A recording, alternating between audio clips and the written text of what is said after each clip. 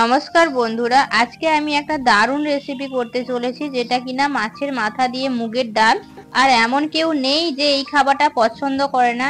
এটা আমি একদম বানাবো অনুষ্ঠান বাড়ির মতো, স্বাদটা হবে। তোমরা তো তোমাদের মতো করে বানিয়ে খেয়েছো, কিন্তু আমি কিভাবে বানাই সেটাই আজকে দেখাচ্ছি। এখানে আমি প্রয়োজন মতো সোনামুগ ডাল নিয়েছি। ডালটাকে আমি ভালো করে ধুয়েছি। ধুয়ে জলটাকে ভালো করে সোক করে তারপরে আমি কড়াইতে দিয়েছি। কড়াইতে 1 চামচ তেল দেওয়ার পরেই আমি ডালটাকে ভালো করে ভেজে নেব। ডালে জলটা প্রয়োজন মতোই দিচ্ছি, কারণ বেশি জল দিয়ে দিলে আবার ডালটা বেশি সময় লেগে যাবে ফুটতে। এখানে আমি নিয়ে নিয়েছি একটা বড় সাইজের কাতলা মাছের মাথা, আর মাথাটাকে হাফ হাফ করে কেটে নিয়েছি।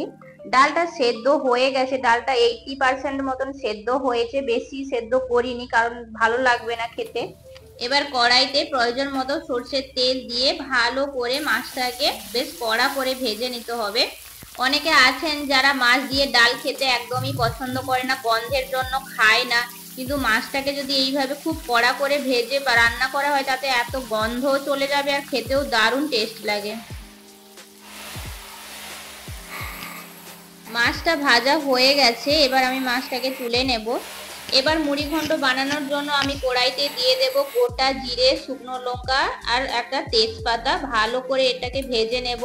তার মধ্যে দিয়ে দিচ্ছি এখানে পেঁয়াজ কুচি। পেঁয়াজ কুচিটা দিলেই ভালো হয়। পেঁয়াজ বাটা অনেকে দিতে চায়, কিন্তু পেঁয়াজ বাটাটা থেকে পেঁয়াজ কুচিটা খুবই ভালো। কুচনো পেঁয়াজের স্বাদটা ভালো পাওয়া যাবে, সেই জন্য কুচনো পেঁয়াজই আমি দিলাম। এর মধ্যে দিয়ে দিচ্ছি সামান্য পরিমাণে আদা বাটা আর দিয়ে দিচ্ছি রসুন বাটা। ভালো করে সমস্ত মশলাটাকে কষে নেব।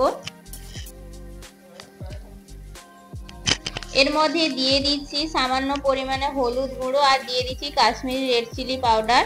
ঝালটা আমি দিলাম না, আপনারা চাইলে দিতেই পারেন আপনাদের প্রয়োজন মতো।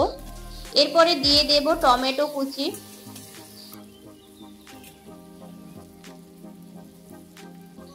আর দিয়ে দিচ্ছি প্রয়োজন মতো লবণ আর চিনি। চিনিটা তো মাস্টই দেয়া হবে, মিষ্টি না হলে মুড়ি ঘন্টর টেস্টটা ঠিক আসবে না। সামান্য পরিমাণে জল দিয়ে মশলাটাকে ভালো করে কষে নেব। এবার এর মধ্যে দিয়ে দেব মাছের মাথাটা। মাছের মাথাটা আমি আগে থেকে ভেঙে নিয়েছিলাম, না ভাঙলে আবার কড়াইতে ভাঙতে অসুবিধা হবে, সেই জন্য আগে থেকে ভেঙে নিয়েছিলাম।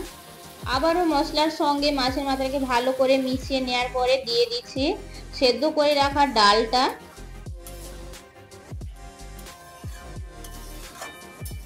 বেশিক্ষণ রান্না করব না, কারণ ডালটা সেদ্ধ আগে থেকে সেদ্ধ হয়েই আছে ভালো করে।